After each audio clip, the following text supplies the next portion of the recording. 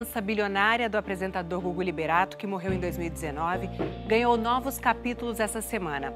As filhas gêmeas do apresentador falaram ao Fantástico e contaram como estão lidando com a exposição da intimidade do pai nos tribunais.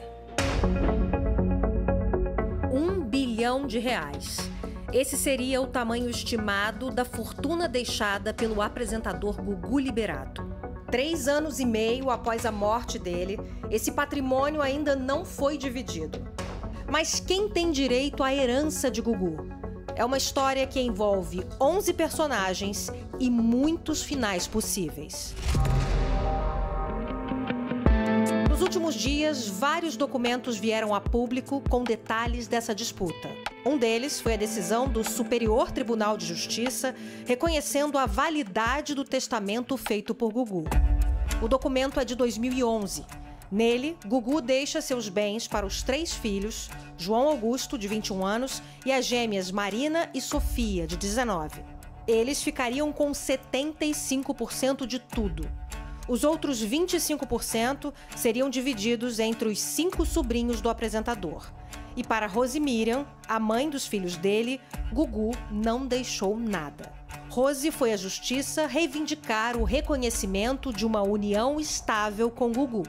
Para que se reconheça uma união estável no Brasil, é necessário, pela regra do Código Civil, que ela seja uma união duradoura, pública, contínua e com o objetivo de constituir família. Significa dizer que as pessoas que convivem com esse casal, elas os veem como uma família. E existe essa publicidade, então. Olha, eu vejo que eles viviam como marido e marido, mulher e mulher, ainda que não fossem casados. A família de Gugu contesta. Diz que ele e Rose eram apenas amigos. Uma das provas seria um contrato onde eles dividem as responsabilidades na criação dos filhos. A defesa dela diz que Rose estava sob efeito de remédios quando assinou o contrato. A ação corre em segredo de justiça, mas essa semana outro documento que está no processo de Rose Miriam também foi divulgado. É uma carta escrita à mão por ela em 2010. Nela, Rose diz que sabe que Gugu é homossexual, mas que ela poderia mudar isso com orações e jejum. Que a família de Gugu tinha ciúmes e por isso não a deixava se aproximar e que o amava muito. A carta vazou seletivamente, ela está fora de contexto. Essa carta em nada influencia, tá? Porque para uma relação ser reconhecida como união estável, não é necessário nem que haja sexo, o que não era o caso. Tá? O que não era o caso. Agora, o casal estava passando naquele momento por uma crise e nós temos ali o quê? Uma mulher desesperada para salvar o seu casamento, ou o seu relacionamento, o seu companheiro, juntamente com a sua família. E igual o casal briga, né, tem discussões, eu acho que isso foi mais uma discussão de casal. Como a Marina disse, todos os casais brigam e é normal mesmo que tenham discussões. Marina e Sofia estão do lado da mãe na disputa. O filho, João Augusto, está do lado da família de Gugu. As pessoas pensam que vocês não se falam, que vocês são rompidos.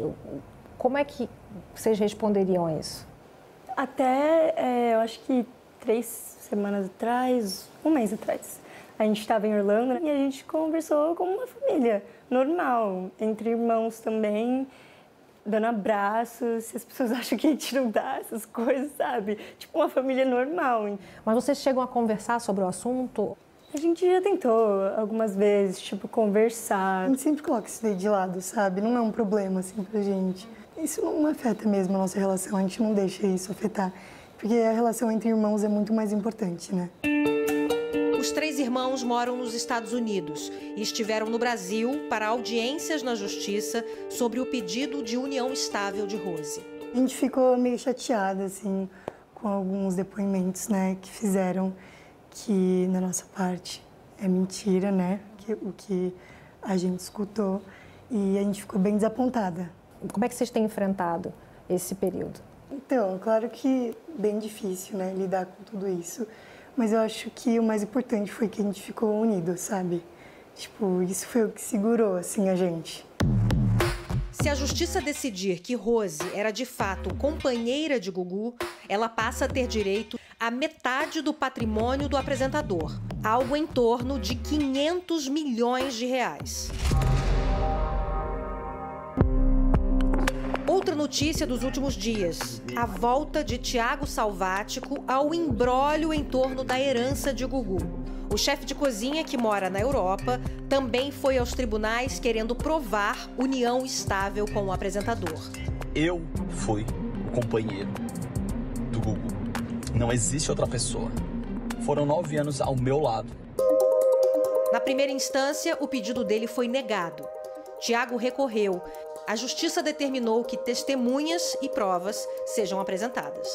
Thiago enviou um vídeo ao Fantástico. Ele se dirige a Rose Miriam para reafirmar que ele teve uma união estável com Gugu. Eu, sinceramente, peço, tá? Carecidamente, que tu repense. Para uns 10 minutinhos aí e repense. Porque, assim, eu sou o companheiro dele. Fui eu que vivi vários altos e baixos. Foi comigo que ele passou 60 anos da vida dele, aniversário, tá? O advogado de Rose Miriam rebate.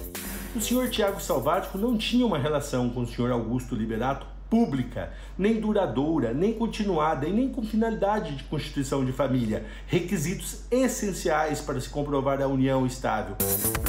Mas se for reconhecido, é Thiago quem ficaria com a metade dos bens de Gugu adquiridos nos anos em que estiveram juntos. Nós temos duas decisões recentes do Supremo Tribunal Federal que afastaram essa possibilidade de reconhecimento do que a gente chama de famílias simultâneas. Então, hoje, a gente pode dizer que não há essa possibilidade de reconhecimento de duas uniões estáveis. Ou seja, ou Thiago ou Rose, ou nenhum. Nesse último caso, valeria o que está no testamento. Mas um personagem de última hora apareceu também esta semana e abriu a possibilidade de uma reviravolta no caso. É nesse endereço, na zona oeste de São Paulo, que pode ter começado uma outra história que pode mudar os rumos da partilha. Aqui, em 1973, funcionava uma padaria. Num prédio vizinho morava uma mulher que diz ter tido um filho com Gugu quando ele ainda era adolescente. O que ninguém sabe ainda é por que esse suposto herdeiro só resolveu se manifestar agora, 50 anos depois. Ele é um vendedor de automóveis identificado como Ricardo Rocha e diz que nunca conheceu Gugu. Eu acho um pouco absurdo, porque eu acho que esse cara é um pouco mais velho, né? E meu pai teria 14 anos, se isso realmente aconteceu, né? Ele teve outro filho e eu acho um pouquinho difícil ter acontecido, né? Um teste de DNA é que vai poder comprovar se essa história é verdadeira.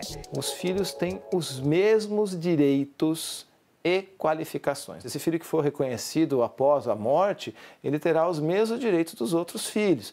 A pensão alimentícia, a herança, todos os direitos inerentes à filiação.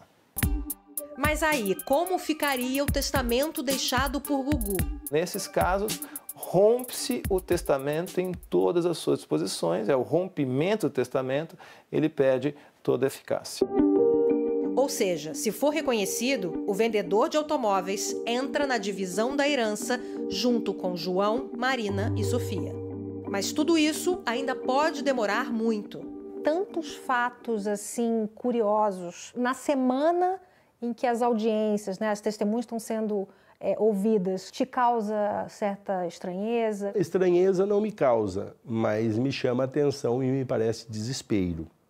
Desespero de quem está vendo que se aproxima o momento em que a justiça se manifestará, ou seja, onde a verdade irá aparecer. É lógico que a gente não queria que nada disso estivesse acontecendo, né? Mas a gente acha que é necessário ter tido a audiência e essas coisas para a gente resolver tudo esclarecendo a verdade. Em nota, os advogados do espólio de Gugu disseram que não comentam questões discutidas em juízo. Todos esses processos de paternidade, das uniões estáveis, do inventário, correm em paralelo. E só depois de tudo resolvido é que finalmente vai poder ser feita a partilha dos bens de Gugu.